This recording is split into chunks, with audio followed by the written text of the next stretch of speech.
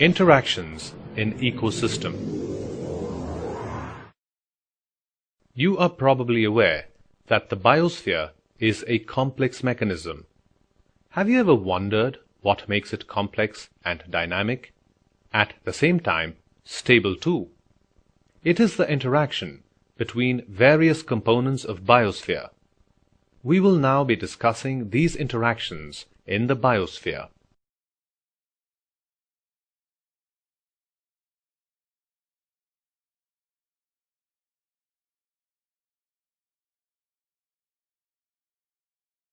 Ecosystems are the units of biosphere. The components of an ecosystem fall into two categories: biotic or living and abiotic or non-living. There are interactions and intra-actions in these components. Intra-actions in biotic components or interactions among biotic components. The producers, consumers, and decomposers are called biotic components. The major interaction among these components is the passing of food materials and energy from one to the other. Moreover, the carbon dioxide released by all consumers is used by plants, and all other living forms use the oxygen released by plants. There are other interactions also among biotic components, like plants depending on animals for pollination, dispersal of seeds, etc.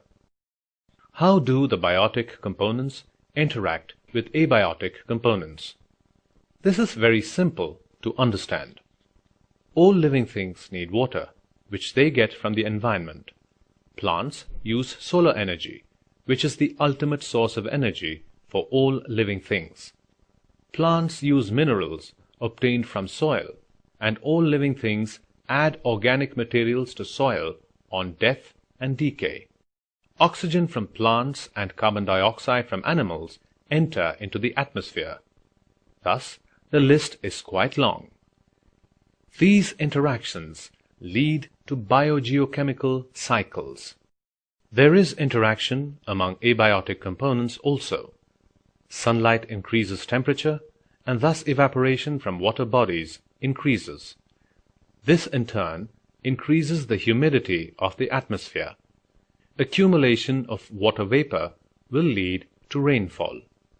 There are many more such interactions.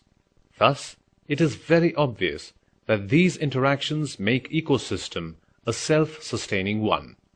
To sum it up, factors like solar energy, water, wind, temperature, humidity, atmospheric gases, soil factors, living things, etc. interact and create a dynamic equilibrium, maintaining the biosphere.